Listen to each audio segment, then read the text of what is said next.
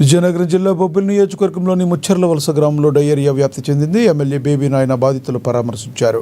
గ్రామ సర్పంచ్ అలాగే గ్రామ పెద్దల సహకారంతో డయేరియా బారిన పడ్డ రోగులను సకాలంలో ఆసుపత్రికి తరలించడంతో త్వరగానే కోలుకున్నారని డాక్టర్స్ తెలిపారు. దీంతో గ్రామ సర్పంచ్ పెద్దల చర్యలను ఎమ్మెల్యే ప్రశంసించారు. తుఫానులతో నీరు కలుషితమైందని ప్రజలు నీటిని వేడి చేసి తాగాలని సూచించారు.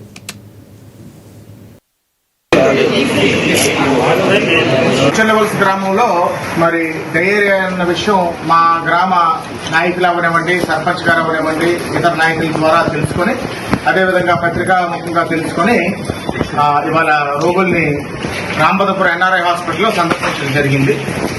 ఈ రోజుకి టోటల్ 16 కేసెస్ రిపోర్ట్ అయితే ఈరోజు ఇప్పుడు ప్రస్తుతం 5 ఉన్నారు. సెపరేట్ గా వార్డు డెడికేట్ చేశారు. వాళ్ళకి 5 ఇంచుమించు 3 ఇవాళ డిశ్చార్జ్ చేసే పరిస్థితి. మన రాంబదపురం పిహెచ్సిలో 4 ఉన్నారు. 4 కూడా ఇవాళ డిశ్చార్జ్ చేసే పరిస్థితి. 3 కొంచెం ఒక 2-3 రోజులు ఉండవలసినటువంటి అవసరం ఉంది. నిన్న ఒక ఆవిడ ఇప్పుడు చికిత్స పొందుతున్నటువంటి ఒక ఆసామ భార్య నిన్న అడ్మిట్ అవ్వడం జరిగింది. ఆవిడ కొంచెం వీక్ ఉన్నారు. ఆవిడ ఒక 2-3 రోజుల నుంచి